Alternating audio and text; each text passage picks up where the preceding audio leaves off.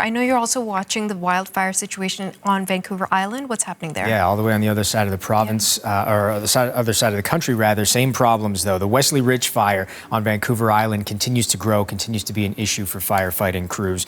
This fire is 389 hectares, and it is out of control. Again, as we mentioned a little earlier, Natasha, these are smaller fires than we've seen in some other areas. However, they are intense, and they are in populated areas, so they are causing a lot of problems. We have a map here that shows you where it is. It's between Port Alberni and Nanaimo, so again, near populated areas. But I want to show you some of the footage we got into our newsroom just within the last hour of just how intense these fires are.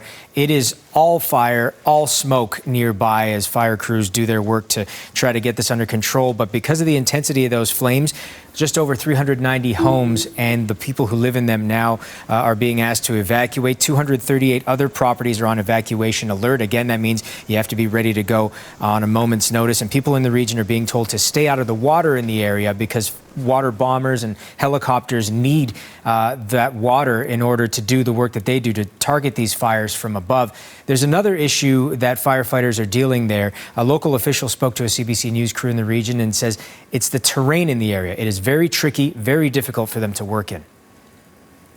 You know, if you drive to Port Alberni, you can see the hill. It's very, very steep. And the terrain, it hasn't been logged in there for a long, long time. So the trees are large, it's steep, and it's bone dry. So those conditions themselves would be difficult for the attack crews going in.